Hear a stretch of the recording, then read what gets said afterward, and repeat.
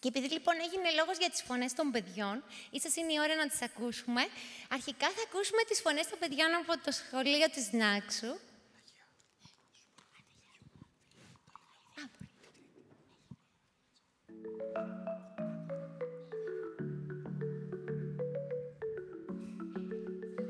Μεγαλώνοντας σε έναν κόσμο με τεχνητή νοημοσύνη.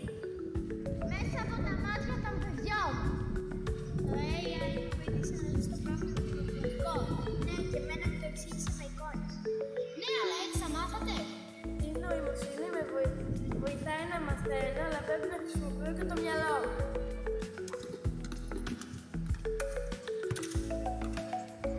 Έλα Μαρίνα, ρε Τάκη. Έλα ρε Μαρίνα, περιμένω τόση ώρα. Ω, αφήστε με πια, με πρίξατε. Η υπερβολική χρήση του AI μπορεί να προκαλέσει εθισμό. Βρήκα μια εφαρμογή που εντοπίζει τις πυρκαγιές σε όλο τον κόσμο σε πραγματικό χρόνο. Wow! Έτσι θα σώσουμε πολλές ζωές στον κόσμο. Η τεχνητή νοημοσύνη συμβάλλει στην προστασία του πλανήτη μας.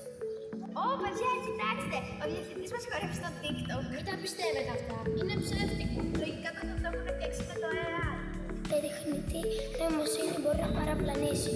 Πρέπει να ελέγχουμε πάντα την αλήθεια. Παιδιά, κοιτάξτε. Έγραψα ένα βιβλίο με δεινόσαυρους και η τεχνητή νοημοσύνη μου το έκανε κόμμα. Wow! Εγώ έφτιαξα ένα ρομπότ που το AI το ζωντάνωσε. Wow! Η τεχνητή νοημοσύνη ενισχύει τη δημιουργικότητα. Η τεχνητή νοημοσύνη είναι ένα εργαλείο. Το πώς θα τη χρησιμοποιήσουμε είναι δική μας ευθύνη. Ας τη χρησιμοποιήσουμε με σοφία. Μπορούμε να αλλάξουμε τον κόσμο. Ας την αξιοποιήσουμε για έναν καλύτερο κόσμο για όλους. Ποιες δεν ήταν οι ιδέες μας για το βίντεο? Δικές μας ήταν. Ή μήπως όχι?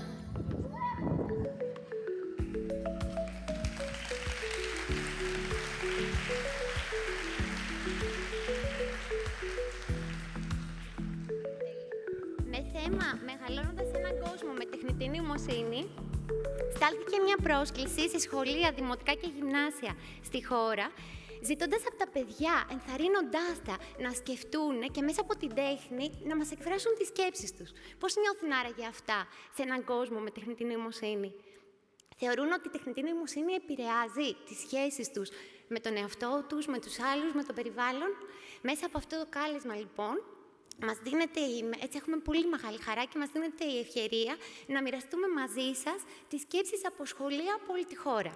Ίσως να είδατε στην είσοδο του καφέ, υπάρχουν ήδη κάποια έργα στον τοίχο και υπάρχει και μια μεγάλη οθόνη που μπορείτε να δείτε και κάποια έργα που βρίσκονται σε ψηφιακή μορφή.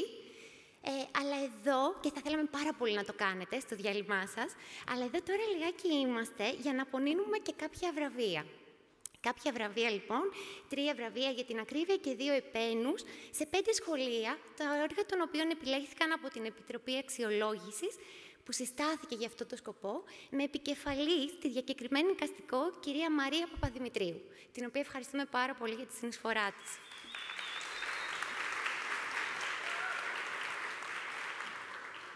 Για την απονομή, λοιπόν, του πρώτου βραβείου, θα θέλαμε να καλέσουμε κοντά μας τον κύριο Αντώνη Τρουμπούκη. Πού είναι ο Αντώνης μας?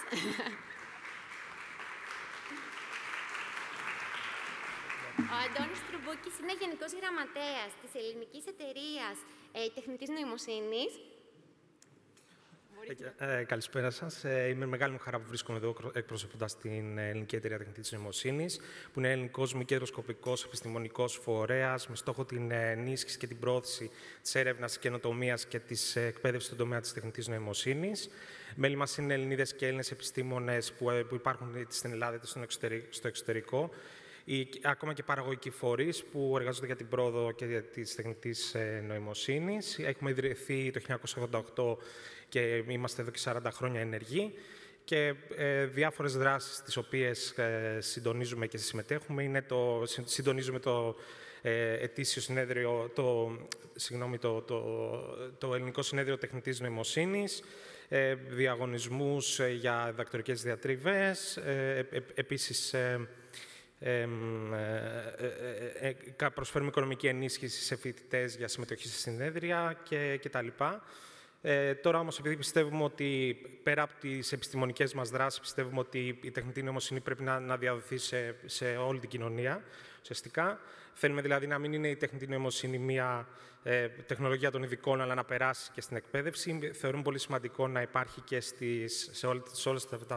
να διαδοθεί σε όλες τις βαθμίδες της εκπαίδευσης, ξεκινώντας από τα σχολεία, από τις μαθήτριες και τους μαθητές που είναι οι επιστήμονες, οι επαγγελματίες και οι πολίτες στο αύριο. Και με αυτή τη λογική και με ιδιαίτερη χαρά, λοιπόν, η ΕΤΝ θα υποστηρίξει το έργο των σχολείων μαζί με την προσφορά οικονομικής βοήθειας για την αγορά υλικού εν ώψη της νέας σχολικής χρονιάς. Σας ευχαριστώ πολύ. Εμείς ευχαριστούμε, Αντώνη.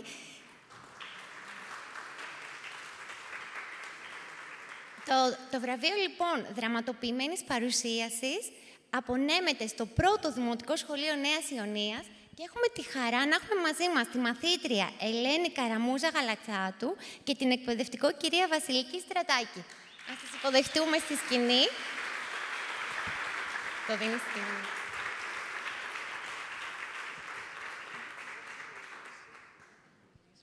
Ευχαριστούμε πάρα πολύ. Δεν πειράζει. Ελάτε από εδώ. Να απολαύσουμε το έργο τους.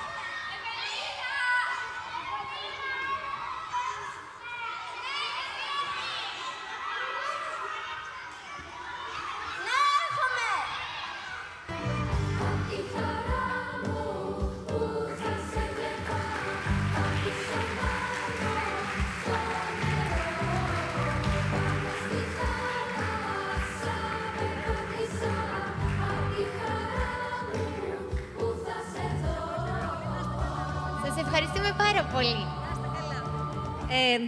Ευχαριστούμε πολύ. Είναι μεγάλη τιμή για μας.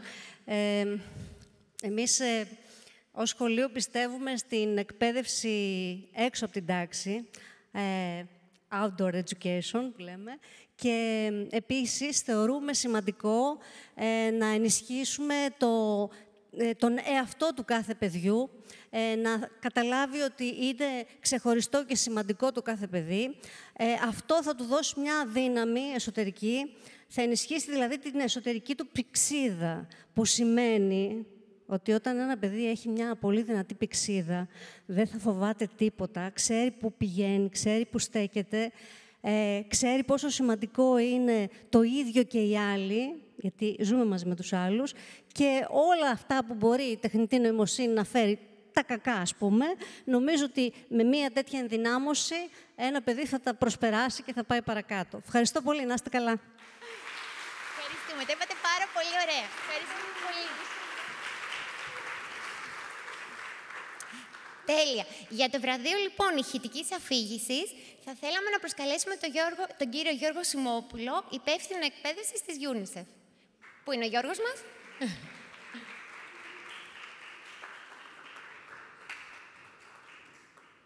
Νάτος. Ανησύχησα ότι έφυγες.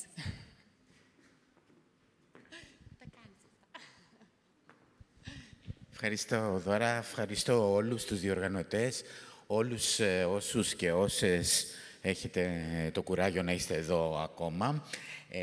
Είναι μεγάλη χαρά και τιμή για μας. Δεν θα πω τίποτα για τη UNICEF, νομίζω ξέρετε τι είμαστε, αλλά σίγουρα ήταν μεγάλη χαρά μου από το πρωί, από όλες τις ομιλίες, να ακούω να χοροπηδάει κάπου μέσα στα διάφορα που υπόθηκαν, τα πολύ ενδιαφέροντα, η Σύμβαση για τα Δικαιώματα του Παιδιού, και θα ήθελα με την ευκαιρία αυτή να σας ξανακαλέσω να θυμόμαστε κάθε φορά και κάθε μέρα σε ό,τι κάνουμε, τουλάχιστον τις θεμελιώδες αρχές και πάνω και κυρίως απ' όλα το βέλτιστο συμφέρον του παιδιού. Οπότε με μεγάλη χαρά να δώσουμε αυτό το βραβείο στα παιδιά και στους συντελεστές και να πούμε ότι από τη δική μας πλευρά δεσμευτήκαμε σαν ένα ταπεινό δώρο να υποστηρίξουμε αυτά τα σχολεία σε μια δράση επιμόρφωσης που θα συνδιαμορφώσουμε με τους εκπαιδευτικούς και τα παιδιά των σχολείων. Ευχαριστώ. Ευχαριστούμε πάρα πολύ εμείς. Και το βραβείο πάει στο 3ο Δημοτικό Σχολείο Κάτω Αχαΐας. Και έχουμε κοντά μας την κυρία Μαριάννα Γεωργίου, εκπαιδευτικό. Και όσο έρχεται η κυρία Γεωργίου, ας απολαύσουμε και το έργο των παιδιών.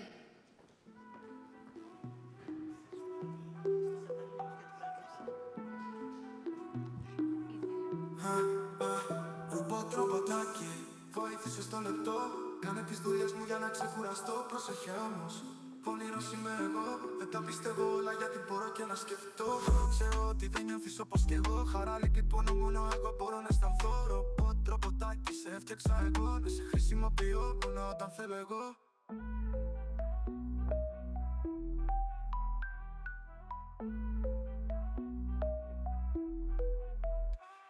Ρομποτάκι, βοήθησε στο λεπτό. Κάνε τις δουλειές μου για να ξεκουραστώ. Πρόσεχε όμως, πονηρός είμαι εγώ. Δεν τα πιστεύω όλα γιατί μπορώ και να σκεφτώ. Ξέρω ότι δεν νιώθεις όπως και εγώ. Χαρά, λύπη, πόνο, μόνο εγώ μπορώ να αισθανθώ.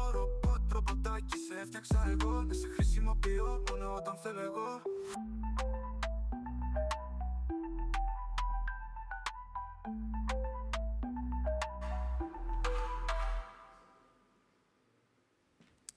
Ενθουσιαστήκαμε. Ευχαριστούμε πάρα πολύ. Αρχικά θα ήθελα να ευχαριστήσω πάρα πολύ το Πανεπιστήμιο Κρήτης και το Ευρωπαϊκό Πρόγραμμα eTwinning που μας έχουν προσφέρει δωρεάν τη δυνατότητα να επιμορφωθούμε στη τεχνητή νοημοσύνη. Είναι πολύ σημαντικό για εμάς, γιατί όπως είπαμε είμαστε όλοι παιδιά μπροστά στην τεχνητή νοημοσύνη.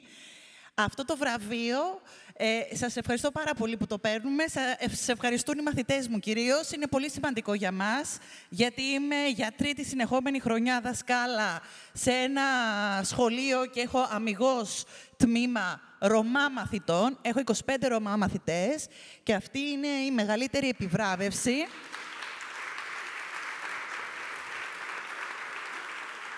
Πιστέψτε με, οι δυσκολίες που περνάμε σε αυτά τα συγκεκριμένα σχολεία είναι πάρα πολλές.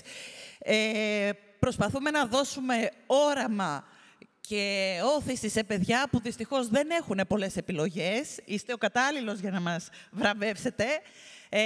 Προσπαθούμε να τους καλλιεργήσουμε μία καινούρια οπτική ζωής, όπου θα μπορούν να πιστέψουν σε μια πιο δίκαιη κοινωνία, σε μια κοινωνία ισότητας και μια κοινωνία ειρήνης. Ευχαριστώ πάρα πολύ. Είναι πολλά τα βήματα που πρέπει να γίνουν. Να ξέρετε ότι οι εκπαιδευτικοί φυλάτουν θερμοπύλες. Είναι εδώ πραγματικά βάζοντας τον καλύτερο εαυτό μας. Παίρνουμε τα παιδιά σας από τις αγκαλιές σας. Προσπαθούμε να γίνουμε πολλά κομμάτια. Είναι πολύ σημαντικό αυτό που γίνεται σήμερα για τους μαθητές μου και για το σχολείο μου. Είμαι πολύ συγκινημένη. Σας ευχαριστώ θερμά και μακάρι η τεχνητή νοημοσύνη να καταφέρει να οδηγήσει την ανθρωπότητα, όπως είπε και ο κύριος Δασκαλάκης, στη Wonderland, σε μια πιο ειρηνική και πιο δίκαιη κοινωνία για όλους. Ευχαριστώ πάρα πολύ.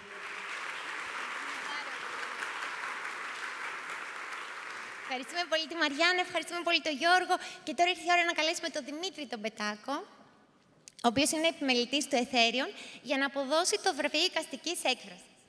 Ευχαριστώ πολύ. Καλημέρα σας και από μένα.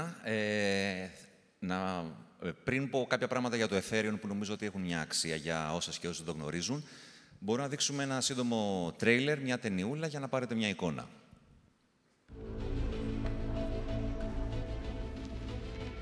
Αυτό είναι το Εθέριον, ο ψηφιακός μου κόσμος. Εδώ συναντιούνται η φιλοσοφία με τη δημοκρατία. Εδώ θα αντιμετωπίσεις τον εαυτό σου,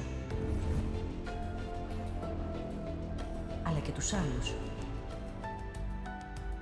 Για να βγεις από τον κόσμο μου, πρέπει να πάρεις αποφάσεις. Πρέπει να απαντήσεις σε ένα δίλημμα. Μόνο έτσι θα μπορέσω να καταλάβω. Να σας καταλάβω. Καλώς ήρθατε. Μάθε περισσότερα στο ethereum.gr. Το Etherion, όπως βλέπετε κιόλας, είναι ένας καινοτόμος πολιτιστικός φορέας. Είναι το αποτέλεσμα της συνεργασίας του Υπουργείου Πολιτισμού και του Ινστιτούτου Πληροφορικής και Τηλεπικοινωνίων του ΕΚΕΦΕ Δημόκριτος. Είναι προσβάσιμο σε όλα τα σχολεία και στο γενικό κοινό και ήδη μας έχουν επισκεφθεί πάνω από 4.000 μαθητές και μαθήτριες. Η έκθεση αυτή τη στιγμή που υπάρχει στο Etherion ονομάζεται Δημοκρατία και Ευδαιμονία και σκοπός του Etherion είναι να σχεδιάζει και να υλοποιεί εκθέσεις οι οποίες βασίζονται στην αρχαία ελληνική φιλοσοφία, αλλά να τις αναδεικνύει μέσα από νέες καινοτόμες τεχνολογίες. Στον πυρήνα του Etherion είναι, όπως μάλλον καταλάβατε, τα ηθικά και πολιτικά φιλοσοφικά ερωτήματα. Και επειδή ξέρετε, η επιστήμη, η τεχνολογία, η τεχνητή νοημοσύνη δεν είναι ουδέτερες έννοιες, δεν είναι απλά εργαλεία, αλλά ενσωματώνουν μέσα ηθικές και πολιτικές αξίες, έχει περισσότερη αξία από ποτέ να αναρωτηθούμε ποια είναι αυτά τα κεντρικά ερωτήματα με τα οποία ζούμε τις ζωές μας. Και αυτό το κάνουμε στο Etherion, εξετάζοντας ερωτήματα όπως τι είναι δίκαιο, ποια είναι η διαφορά νόμου και ηθικής, πώς μπορούμε να ζήσουμε καλά μαζί, τι σημαίνει ευδαιμονία και πάει λέγοντας. Στο πλαίσιο λοιπόν και των βραβεύσεών μας, να πούμε ότι για τα 5 σχολεία που κέρδισαν τα βραβεία και τους διαγωνισμούς, προσφέρουμε ελεύθερη είσοδο μέσα στην επόμενη σχολική χρονιά και με μεγάλη χαρά να τα υποδεχτούμε. Αυτά νομίζω. Ευχαριστούμε πάρα πολύ, Δημήτρη. Και το βραβείο λοιπόν πάει στο 6ο Γυμνάσιο Βόλου. Έχουμε κοντά μας τη Διευθύντρια, κυρία Νίκη Χατζικυριάκου, και όσο την υποδεχόμαστε στη σκηνή, μπορούμε να απολαύσουμε και το έργο των παιδιών.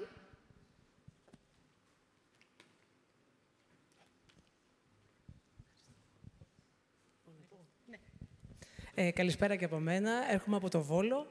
Είμαι διευθύντρια στο 6ο Γυμνάσιο Βόλου. Καταρχήν θα ήθελα να δώσω συγχαρητήρια σε όλους τους συμμετέχοντες, σε όλα τα παιδιά. Ευχαριστώ πάρα πολύ τους διοργανωτές και του The Elysium Project. Υπόθηκαν πάρα πολλά, καταπληκτικά πράγματα, ωραία πράγματα, καινούρια. Το θέμα ήταν μια πρόκληση, όχι μόνο για τα παιδιά, αλλά και για εμάς τους εκπαιδευτικούς. Να μπορέσουμε να ενημερωθούμε κι εμείς, γιατί δεν ξέρουμε και πολλά πράγματα, να μπορέσουμε να επιμορφωθούμε και εμείς με τη σειρά μας να εκπαιδεύσουμε τους μαθητές μας, να ενημερώσουμε τους γονείς, να ενημερώσουμε τους διπλανούς μας, να ενημερώσουμε όλη την πολιτεία. Πρέπει όλη η πολιτεία να είναι ενημερωμένη πάνω σε αυτό το κομμάτι. Και επειδή από ό,τι άκουσα, είναι στα σπάργανα ακόμη η τεχνητή νοημοσύνη, σας παρακαλώ πολύ, εκ μέρους όλων, και των παιδιών και των γονέων και των εκπαιδευτικών και των υπολείπων, να σχεδιάσετε δρόμους υγιείς για τα παιδιά πάνω στην τεχνητή νοημοσύνη σε όλες τις βαθμίδες, από την νηπιακή, εφηβική ηλικία και την ενήλικη ηλικία, έτσι ώστε να βαδίσουν σε έναν δρόμο που θα είναι ασφαλής, που θα ενδυναμώσουν τα παιδιά και θα τα προστατεύσουν και που θα ενισχύσουμε και τις δεξιότητές τους, τις ήπιες δεξιότητές τους. Όσον αφορά τώρα το δικό μας το έργο που λέγεται Χρονόπτικον, είμαστε μια ομάδα 7 ατόμων. Είναι ο κύριος εικαστικών, ο κύριος Ροδοβίτης Γιάννη, κάπου είναι εδώ μέσα στην αίθουσα. Είναι 5 κορίτσια. Θα πω τα ονόματά τους. Είναι η Νεφέλη, η Μαρίλια, η Νάντια, η Ελισάβετ και η Ορτενίσα. Είμαστε καταρχήν ένα συμπεριληπτικό σχολείο. Είμαστε ένα σχολείο που έχει πάρα πολλούς Ρωμά και είμαστε σε μια υπέροχη αρμονία μεταξύ μας. Έχουμε δημιουργήσει μια ισορροπία απίστευτη. Είμαστε ένα σχολείο το οποίο έχει και παράρτημα φυλακών, το οποίο και με αυτούς έχουμε πάρα πολύ καλή συνεργασία. Υπάρχει διευθυντής, αλλά ανήκει στο σχολείο μας. Άρα, λοιπόν, κάνουμε πάρα πολλά πράγματα και πολλές καινοτόμες δράσεις. Τα κορίτσια μου, λοιπόν, αφού πήραν το θέμα και αφού το συζήτησαν με τον καθηγητή τους, ο οποίος εμπνέει γενικώς όλα τα παιδιά, αποφάσισαν να δημιουργήσουν κάτι δικό τους. Σκέφτηκαν ένα παιδί, σκέφτηκαν γονείς, ένα παιδί και ένα ρολόι. Και μέσα από το ύφος του μάγκα, τα ιαπωνικά κόμιξ, όπου δημιούργησαν εικόνες και μπήκαν μέσα σε μια σελίδα, κάναν μια αφήγηση, η οποία τη βλέπετε εδώ μπροστά μας. Οι γονείς, για να κάνουν την καλύτερη ανάπτυξη των παιδιών τους, του αγόρασαν ένα βιομετρικό ρολόι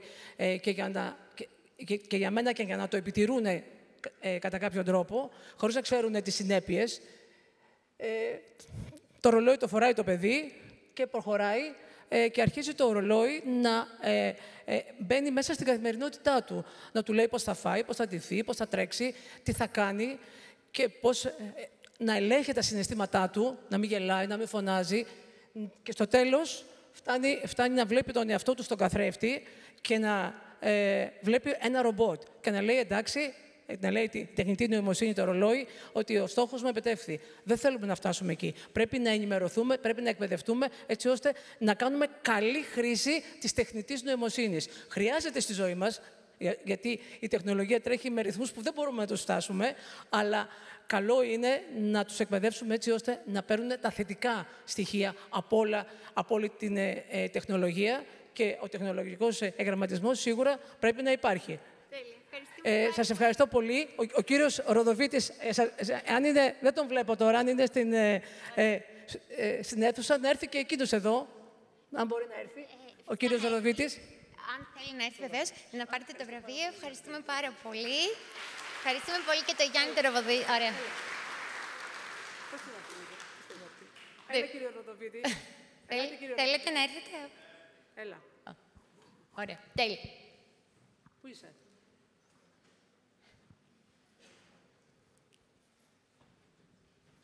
Ένας εξαιρετικός συνάδελφος.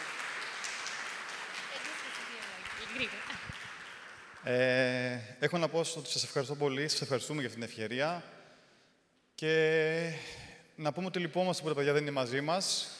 Γι' αυτό κιόλας ήμουν τώρα πίσω από τις κάμερες, να βγάζω βίντεο, να τους μεταφέρω όσο μπορώ καλύτερα αυτή την εμπειρία.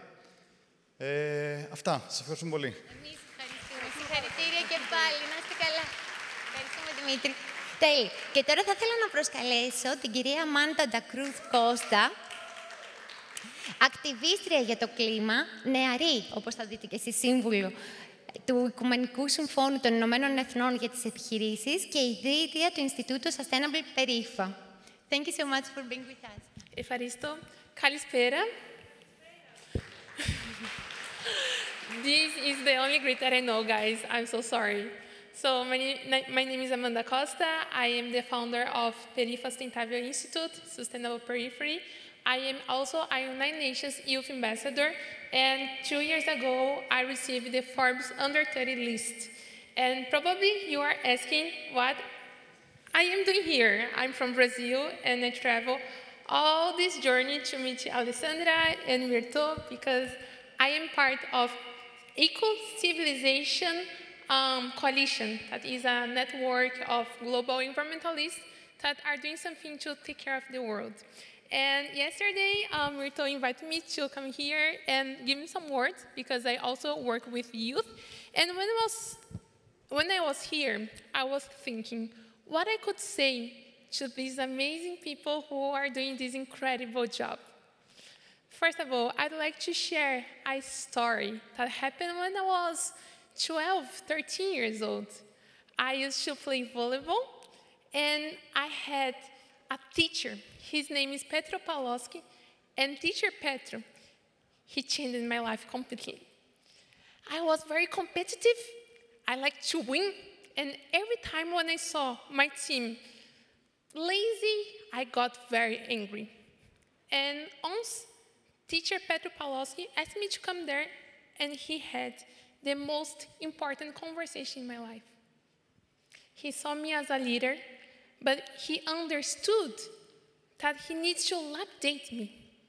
And you guys, as a teacher, as a politicians, as a business people, you also have the power to update, to see the young generation as the future leaders, not just the leaders of tomorrow, but the leaders of today. And when we understand how to use AI, how to integrate these kind of technologies in our life, we are also empower future generations to take the lead today. So I am very grateful to be here. I am feeling light, happy, and I think this is just a seed that has been planted to the future generations. So keep putting resources, keep believing, and keep let the young generation fly. Thanks so much. Thank you, Amanda. Thank you for your inspiring words. Η Αμάντα είναι εδώ μαζί μας για να απονείμει 2 επένους σε 2 από τα σχολεία που επιλέχθηκαν από την Επιτροπή.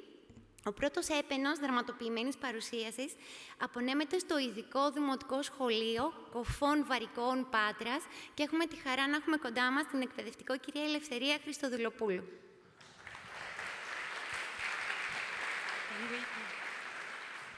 Γεια σας. Μπορώ να... Ευχαριστώ. Γεια σας. Είναι μεγάλη μου τιμή να βρίσκομαι σήμερα εδώ και να εκπροσωπώ μαθητές από το Ειδικό Δημοτικό Σχολείο Κοφών και Βαρικών Πάτρας, που αν και δεν τα κατάφεραν να είναι σήμερα εδώ παρόντες μαζί μας, βρίσκονται όμως εδώ με το έργο τους. Είναι ένα έργο, δεν θα μπορέσουμε να το παρακολουθήσουμε, έτσι. Συγγνώμη, όχι βέβαια. Παρέλειψή μου. Να το παρακολουθήσουμε και να μιλήσουμε μετά, βέβαια. Ναι, ας το δούμε για αρχή. Έχετε δίκιο.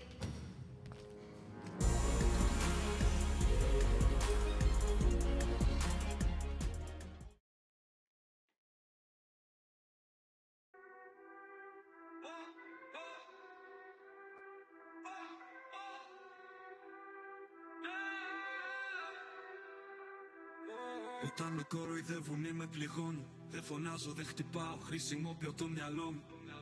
Σκέφτομαι, μιλάω, λέω φτάνει. Γράφω, ζωγραφίζω, ελπίζω. Είμαι ήρεμος, όχι αδύναμος. Η δύναμη μου είναι η σκέψη. Κάθε παιδί που νιώθει μόνο, να θυμάται, δεν είναι μόνο. Η δύναμη μας είναι το μυαλό, όχι φωνή ούτε ο θυμός. Με σκέψη και σεβασμό φτιάχνουμε ασπίδα. Η δύναμη μας είναι το μυαλό. Η δύναμη μας είναι το μυαλό, όχι φωνή ούτε ο θυμός. Με σκέψη και σεβασμό φτιάχνουμε ασπίδα. Η δύναμη μας είναι το μυαλό.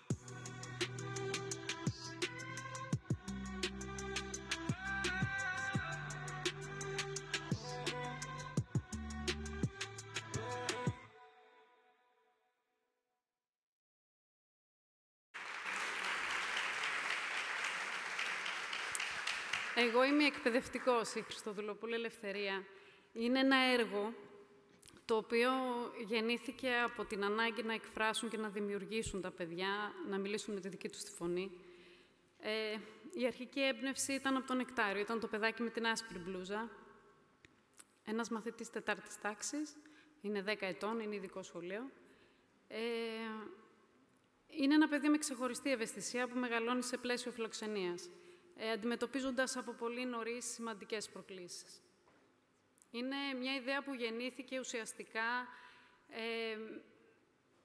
από προσωπικές δυσκολίες δικές του, αφορούσε εκφοβισμό. Αναζητώντας εγώ έναν ασφαλή και δημιουργικό τρόπο για να μπορέσει να εκφράσει αυτό που ένιωθε, του πρότεινα να αποτυπώσουμε τις σκέψεις του σε ένα ποίημα. Αυτό το ποίημα, με τη βοήθεια της τεχνητής νοημοσύνης, όταν του το πρότεινα, ενθουσιάστηκε. Αυτό το ποίημα δίνει ουσιαστικά, έδωσε μορφή σε συναισθήματα που δύσκολα εκφράζονται. Έτσι λοιπόν, με τη βοήθεια της τεχνητής νοημοσύνης, το ποίημα ξεκίνησε, γράφτηκε με την τεχνητή νοημοσύνη, από δικές μας ιδέες, δίνοντάς του και τροφοδοτώντας το. Στη συνέχεια, του λέω, θες να φτιάξουμε και εικόνα, που να δίνει κάτι πάνω σε αυτό. Πολύ όμορφα, μου λέει, να το κάνουμε. Το κάναμε. Φτιάξαμε αυτή την εικόνα, με την ασπίδα, ότι η ασπίδα είναι το μυαλό μας. Στη συνέχεια αυτό του λέω, μου λέει, θέλω να ακούσω και ένα τραγούδι ραπ, γιατί δεν νιώθω καλά. Θες, του λέω, να το κάνουμε ραπ. Και το κάναμε ραπ. Και βγήκε αυτή η μουσική με το Σούνο, την τεχνητή νοημοσύνη. Στη συνέχεια είπαμε να εντάξουμε, αφού βρέθηκε και αυτός ο διαγωνισμός, να το φτιάξουμε όλο και να κατεβούμε στο διαγωνισμό. Και λέμε, δεν το κάνουμε και στη νοηματική για να μπορούν να το καταλάβουν και άλλα παιδιά. Α, κυρία, τι ωραία ιδέα, ναι, αυτό θα κάνουμε. Και έτσι λοιπόν βγήκε αυτό. Ευχαριστώ πάρα πολύ την κυρία Αθηνά Σαλάπα, είναι η καθηγήτρια εκπαιδευτικής εισαγωγής και αυτή, μας βοήθησε. Το έργο μας ουσιαστικά δεν είναι ένα προϊόν τεχνολογίας, είναι ένα προϊόν συνεργασίας, έμπνευσης, εμπιστοσύνης, κάτι το οποίο εμένα προσωπικά είμαι πολύ συγκινημένη όταν με εμπιστεύονται και μου μιλάνε και μοιράζονται.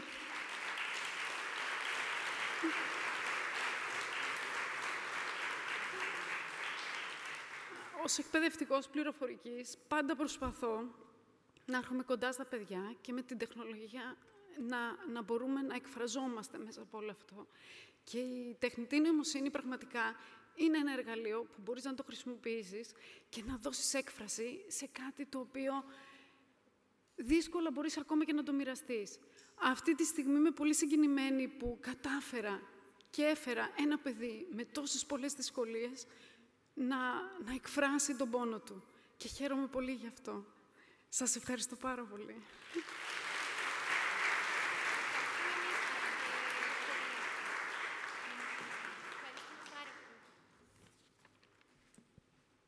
Ευχαριστούμε πάρα πολύ την Ελευθερία. Και ο δεύτερος έπαινος, λοιπόν, ο έπαινος εικαστικής έκφρασης, απονέμεται στο παράρτημα του 6ου Γυμνασίου, που εδρεύει εντός του ειδικού σοφρονιστικού καταστήματος Νέων στο Βόλο. Ο κύριος Γιάννης Φόβος, ο διευθυντής του σχολείου, δυστυχώς δεν μπόρεσε να είναι μαζί μας. Έχει στείλει όμως το μήνυμά του. Για αρχή θα έλεγα να παρακολουθήσουμε το έργο των παιδιών και μετά να τον ακούσουμε.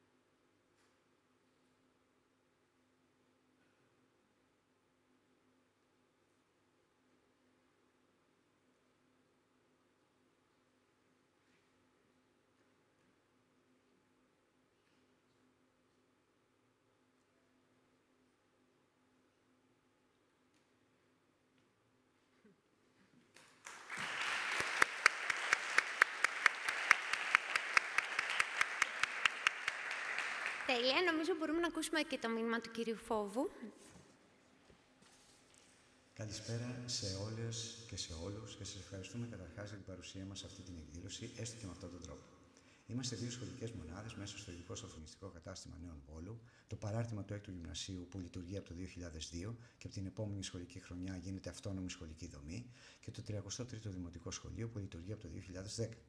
Οι κρατούμενοι μαθητές μας είναι νεαροί 18-21 ετών, οι περισσότεροι Ελλοδαποί από την Νοτιοδυτική Ασία, τη Βόρεια Αφρική και τις Βαλκανικές χώρες και λίγοι Έλληνες και οι περισσότεροι με προσφυγικό και μεταναστευτικό υπόβαθρο. Όταν λάβαμε το mail για αυτό το διαγωνισμό, νιώσαμε ότι η συμμετοχή μας ήταν μια μεγάλη πρόκληση, καθώς είναι ένα θέμα άγνωστο στους περισσότερους μαθητές μας. Αποφασίσαμε όμως να την αντιμετωπίσουμε και ό,τι προκύψει. Έτσι, ξεκινήσαμε με μια ενημερωτική παρουσίαση σχετικά με την έννοια της τεχνητής νοημοσύνης και τις εφαρμογές της, και στη συνέχεια τους πληροφορήσαμε για το διαγωνισμό και αν είχαν την επιθυμία να συμμετέχουν σε αυτόν. Η θετική απόφαση ήταν καθολική. Οπότε έπρεπε να βρούμε το είδος του έργου συμμετοχής μας στο γυμνάσιο βασικά, καθώς στο δημοτικό σχολείο υπάρχουν κάποιοι μαθητές με εξαιρετικό ταλέντο στη ζωγραφική. Αρχικά προτάθηκε να γίνει ένα θεατρικό δρόμενο με διαλόγους που θα φτιάχνουμε όλοι μαζί. Επειδή όμως δεν μας επιτρέπεται η βιντεοσκόπηση, αποφασίσαμε να παρουσιάσουμε μια ιστορία με πρόσωπα που θα κατασκευάζουμε με τη βοήθεια της τεχνητής νοημοσύνης. Επειδή στους μαθητές μας αρέσει η ελληνική μυθολογία και είχαν διδαχτεί το μύθο του Προμηθέα, συνδυάσαμε την κλοπή της φωτιάς με αυτή της τεχνητής νοημοσύνης, θεωρώντας την ως κλειδί για την προσπάθεια του Προμηθέα να βοηθήσει την ανθρωπότητα ξανά να εισέλθει σε μια νέα εποχή μεγάλων καινοτομιών. Σχετικά με το έργο της ζωγραφικής από το Δημοτικό Σχολείο, η σκέψη μας, που προέκυψε μετά από ομαδική συζήτηση και καταιγισμό ιδεών, ήταν να αποτυπώσουμε την τεχνητή νοημοσύνη από την απεικόνιση της Θεάς Αθηνάς, που είναι η θεά της σοφίας και της λογικής και συνδέεται με τη γνώση και τη σκέψη, στοιχεία που αποτελούν εξάλλου τη βάση και της τεχνητής νοημοσύνης. Επιλέξαμε να τοποθετήσουμε ένα λάπτοπ με το AI στα πόδια της, δείχνοντας με αυτόν τον τρόπο πώς η σοφία και η τεχνολογία συνυπάρχουν στο σύγχρονο κόσμο. Τέλος, θα θέλαμε να σας ευχαριστήσουμε που με τη διοργάνωση αυτού του διαγωνισμού δόθηκε ευκαιρία να αναδειχθεί το ταλέντο κάποιων μαθητών, να ενισχυθεί η ομαδικότητα και η συνεργασία και να νιώσουν ως χρήσιμα μέλη μιας κοινωνίας που δεν πρέπει να τους θεωρεί μόνο ως περιθωριοποιημένους, αλλά και ως ενεργά και χρήσιμα μέλη της, που θα τους εντάξει στους κόλπους της μετά την αποφυλάκησή τους. Σας ευχαριστούμε πολύ. Τέλεια. Thank you so much, Amanda, for your support. Και σε αυτό το σημείο, επειδή είναι πάρα πολύ σημαντικό να επενούμε την προσπάθεια όλων των παιδιών, ανεξάρτητα από την διάκριση ή όχι, έχουμε τη χαρά να έχουμε κοντά μας μία μαθήτρια, η οποία ταξίδεψε από τα Γιάννενα για να είναι εδώ και να μας μοιραστεί την εμπειρία της. Έχει έρθει από το Δημοτικό Ρασάκιο Σχολείο Ιωαννίνων και είναι η Μάρα Παπαζόη, η οποία βέβαια συνοδεύεται από την διευθύντρια του σχολείου, κυρία Παπαναστασίου. Τις παρακαλούμε και τις δύο να έρθουν κοντά μας. Το έργο του σχολείου είναι μέρος της έκθεσης. Θα μπορούσατε να το δείτε στην είσοδο.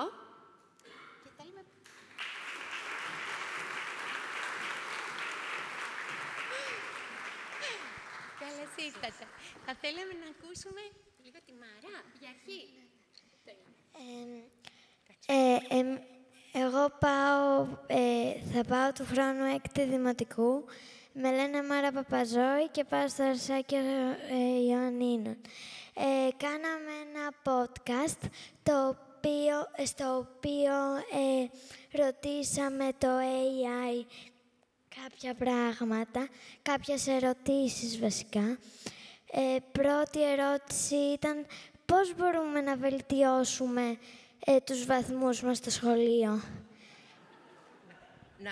Να συμπληρώσω λίγο. Να πούμε ότι έγραψαν τα παιδιά ένα σενάριο σε ποιο μάθημα? Στη θεατρική αγωγή. Στη θεατρική αγωγή και γνωρίζοντας ένα εργαλείο που τα παιδιά έχουν πρόσβαση της τεχνητής νοημοσύνης και αυτό είναι, Μάρα? Το ChatGPT. Το ChatGPT. Υποθέσαμε λοιπόν ότι είναι ένας μαθητή, μια μαθήτρια. Πες μας τώρα το σενάριο. Και θέλει να βελτιώσει τους βαθμούς του. Τότε ρωτάει το ChatGPT. Αυτό του απάντησε, όπως και θα δούμε, με διάφορες ιδέες. Μετά από 2 μήνες, το ίδιο παιδί ξαναρώτησε. Πώς μπορώ να γίνω πιο κοινωνικός? Γιατί από την τόση χρήση του υπολογιστή δεν έβγαινε έξω για να παίξει ή για να βρει φίλους. τότε του απάντησε πάλι το ChatGPT τι να κάνει. Μετά από λίγο καιρό, ξαναρώτησε το ίδιο παιδί ότι οι γονείς μου ανησυχούν για μένα γιατί δεν έχω φίλους και περνάω υπερβολικό χρόνο στον υπολογιστή. Τι να κάνω. Τότε του απάντησε ότι η πολλή χρήση του υπολογιστή δεν είναι καλή και ότι πρέπει να βγαίνουμε έξω και να κάνουμε φίλους. Γι' αυτό μιλάει το podcast και θέλω να πω ότι η τεχνητή νοημοσύνη είναι ένα εργαλείο που, αν το χρησιμοποιούμε σωστά, βοηθάει στην καθημερινότητά μας. Αυτά.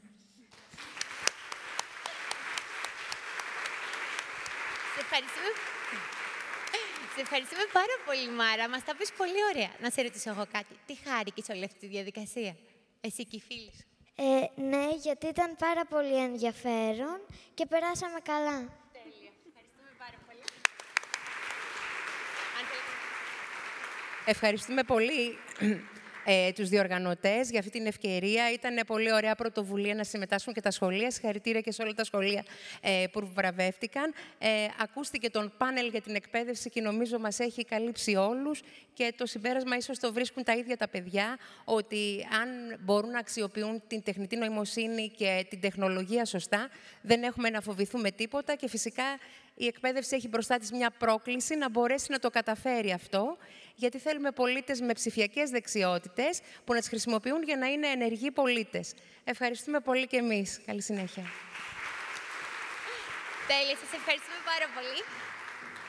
Δεν ξέρω αν είναι κάποιο άλλο παιδί κοντά μας που συμμετείχε στην έκθεση. Αν είναι κάποιος ή κάποια, παρακαλώ να έρθει. Θα θέλαμε πολύ να τον ακούσουμε ή να την ακούσουμε. Μάλλον όχι. Ωραία. Εδώ ολοκληρώνεται το πρωινό session.